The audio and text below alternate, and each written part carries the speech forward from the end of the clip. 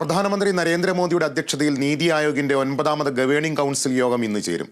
ബജറ്റിലെ അവഗണനകൾ ചൂണ്ടിക്കാട്ടി ഇന്ത്യ സഖ്യത്തിലെ മുഖ്യമന്ത്രിമാർ യോഗം ബഹിഷ്കരിക്കും. അതേസമയം ബംഗാൾ മുഖ്യമന്ത്രി മമതാ ബാനർജി യോഗത്തിൽ പങ്കെടുക്കുമെന്ന് അറിയിച്ചിട്ടുണ്ട്. ഡൽഹിയിൽ ചേരുന്ന നീതി ആയോഗിന്റെ 9ാമത് ഗവേണിംഗ് കൗൺസിൽ യോഗത്തിൽ നിന്ന് വിട്ടുനിൽക്കാനാണ് ഇന്ത്യ സഖ്യത്തിന്റെ തീരുമാനം. ബജറ്റിലെ അവഗണനകൾ ചൂണ്ടിക്കാട്ടിയാണ് യോഗം ബഹിഷ്കരിക്കുന്നത്. യോഗത്തിൽ പങ്കെടുക്കില്ലെന്ന് മുഖ്യമന്ത്രി പിണറായി വിജയൻ നേരത്തെ അറിയിച്ചിട്ടുണ്ട്. പകരം കേരളത്തിൽ നിന്ന് പ്രതിനിധിയായി മന്ത്രി KN ബാലഗോപാൽ പങ്കെടുക്കുമെന്നാണ് വിവരം. പിണറായി വിജയന് പുറമെ തമിഴ്നാട് മുഖ്യമന്ത്രി MK സ്റ്റാലിൻ, കർണാടക മുഖ്യമന്ത്രി സിദ്ധരാമയ്യ, തെലങ്കാന മുഖ്യമന്ത്രി രേവന്ത് റെഡ്ഡി, പഞ്ചാബ് മുഖ്യമന്ത്രി ഭഗവന്ത് മാൻ തുടങ്ങിയവരും യോഗത്തിൽ നിന്ന് വിട്ടുനിൽക്കുമെന്ന് പ്രഖ്യാപിച്ചിട്ടുണ്ട്.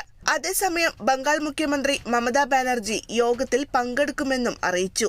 യോഗത്തിൽ ഇന്ത്യ മുന്നണിയുടെ പ്രതിനിധിയായാണ് താൻ പങ്കെടുക്കുന്നതെന്ന് മമത പറഞ്ഞു. പ്രതിപക്ഷ പാർട്ടികൾ ഭരിക്കുന്ന സംസ്ഥാനങ്ങളോടുള്ള കേന്ദ്രത്തിന്റെ ചിറ്റമ്മ നയം യോഗത്തിൽ ഉന്നയിക്കുമെന്നും സംസാരിക്കുന്നതിൽ നിന്ന് തന്നെ വിലക്കുകയാണെങ്കിൽ ശക്തമായി പ്രതിഷേധിക്കുമെന്നും മമതാ ബാനർജി ചൂണ്ടിക്കാട്ടി.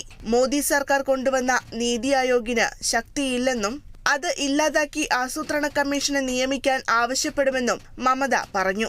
ഭാരതത്തെ വികസിത രാഷ്ട്രമാക്കാനുള്ള വികസിത ഭാരതം @ 2047 രേഖയും ഇന്നത്തെ യോഗത്തിൽ ചർച്ചയാകും. National desk, Kerala vision news.